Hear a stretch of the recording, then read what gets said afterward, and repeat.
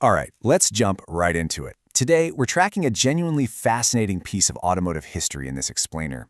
We're going to look at how a simple piece of metal, literally a 1930s hood ornament, mutated into the 2026 pickup powerhouse we know today. What started as just a cool symbol of toughness bolted to the front of a vehicle eventually became one of America's most iconic pickup brands. We're going to cover the deep roots, the wildly risky moves that made it a sales giant, the corporate decisions that spun it off into its own brand, and exactly where it stands in the modern era.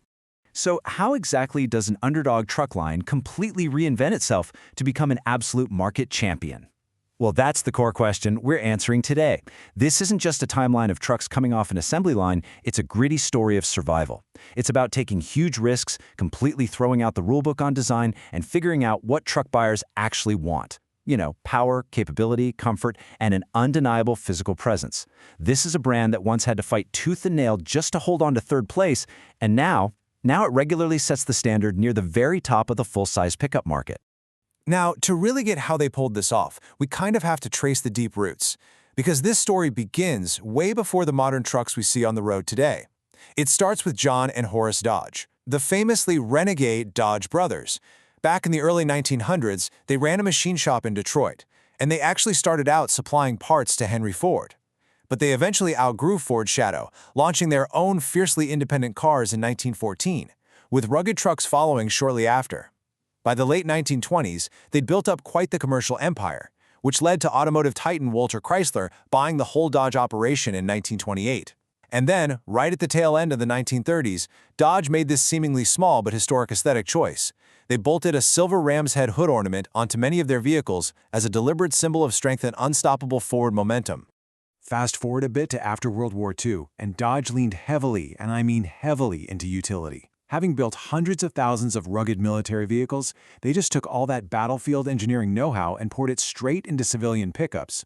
That gave us the legendary D-Series and the four-wheel drive W-Series. These were the ultimate post-war workhorses. Farmers, construction crews, everyday drivers, they all relied on these tough, no-nonsense trucks for decades. But by the late 1970s, the situation was looking pretty dire. Despite their bulletproof reliability, Chrysler's truck line was hitting a severe slump. They were just severely falling behind Ford and Chevy in both design and the all-important sales war. The trucks were starting to look outdated, and Chrysler desperately needed to shake things up.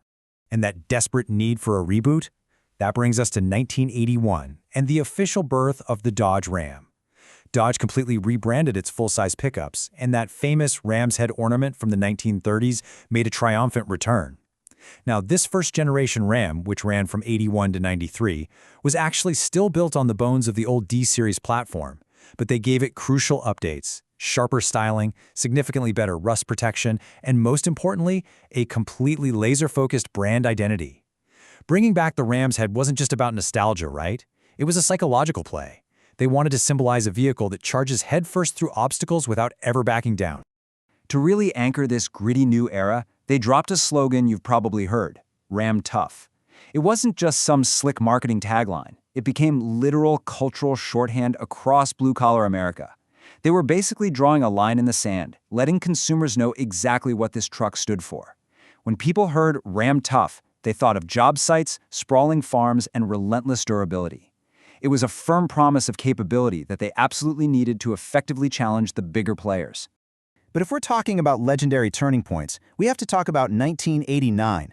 Dodge made the brilliant strategic move to partner with Cummins and drop a heavy-duty turbo diesel engine into their consumer models.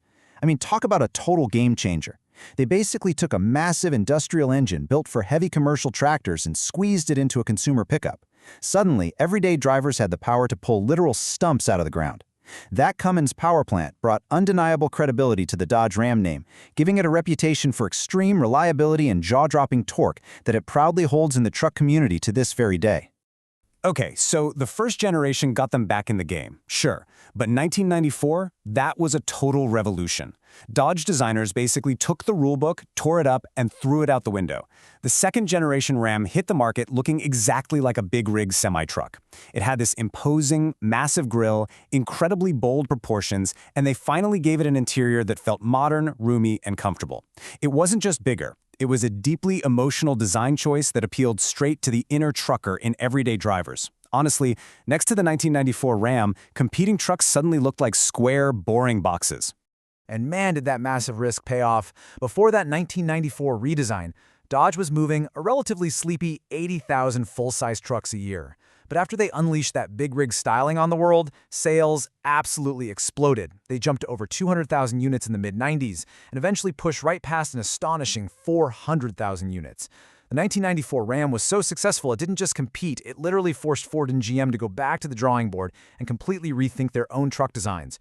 This generation completely cemented Ram as a heavyweight player. Riding that massive wave of success, the third generation rolls up, spanning from 2002 to 2008. And their engineering philosophy here was pretty simple. Go even bigger and even bolder. When you're suddenly the king of a hill, you've got a target on your back, so you have to bulk up to stay there. They widened the fenders, introduced an even more aggressive crosshair grille, and fortified the trucks with stronger, stiffer frames to keep all that momentum going. They knew they had a winning formula with that dominant stance, and they just leaned right into it. But it wasn't just about looking mean on the outside. They wanted blistering power to match. So in 2003, they brought back the legendary Hemi V8. The 5.7-liter Hemi delivered immense capability and this unmistakable, throaty exhaust note. And of course, it came with that cultural phenomenon of an ad campaign. That thing got a Hemi? It turned the engine itself into a primary selling point. This era also proved Ram could do extreme muscle trucks. They released the SRT-10, which actually had a Viper-derived V10 engine packed under the hood. It was so wild it literally held the Guinness World Record for the world's fastest production pickup truck. Right, so momentum is sky high, but then it hit an absolute brick wall. The 2008 financial crisis devastated the entire automotive industry, and Chrysler got hit incredibly hard. The grim economic reality culminated in the company filing for bankruptcy in 2009. This was an exceptionally dark and uncertain period where the brand's very existence was on the line. But strangely enough, this crisis ultimately served as the catalyst for the most radical structural change in the brand's entire history.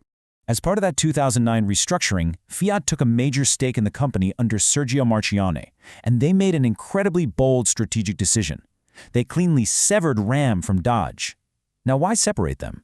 Well, because selling sleek, fast sports cars and heavy-duty work trucks under the exact same roof totally muddles your branding.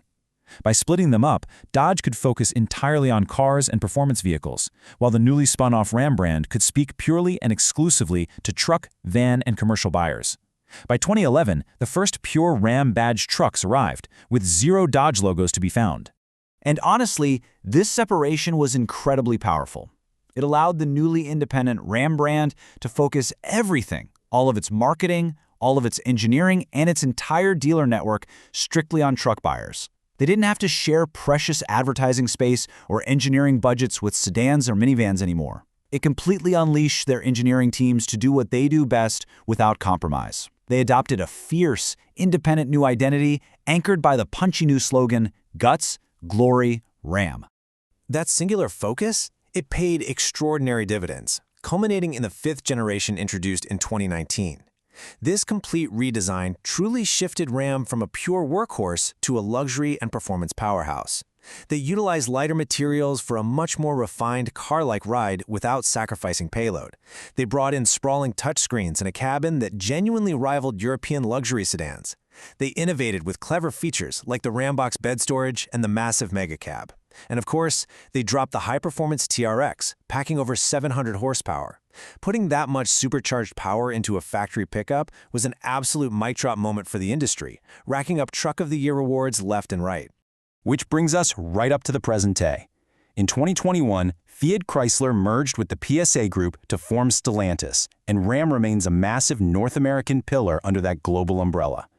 Looking at their innovations heading into 2026, they are perfectly balancing modern efficiency with extreme capability. They've integrated mild hybrid e-torque systems, which basically gives the truck a jolt of smooth electric power right off the line while saving gas.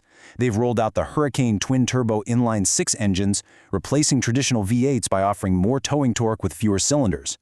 All of this while still maintaining that legendary Cummins diesel strength and vastly expanding their commercial footprint with the ProMaster vans. It's just a truly fascinating journey of adaptation, isn't it? From a simple silver hood ornament in the 1930s, to a desperate rebranding in 1981, to completely shocking the industry with that 94 big rig redesign, and finally becoming the fully independent powerhouse it is today. Ram has constantly taken risks to give truck buyers exactly what they want. So I want to leave you with this forward-looking thought. With the industry rapidly shifting toward electric and alternative fuels, how do you think Ram is going to rewrite the rulebook next? If you drive a Ram, drop the year and model in the comments, and let me know which generation is your absolute favorite. Thanks for joining me for this explainer, and I'll see you next time.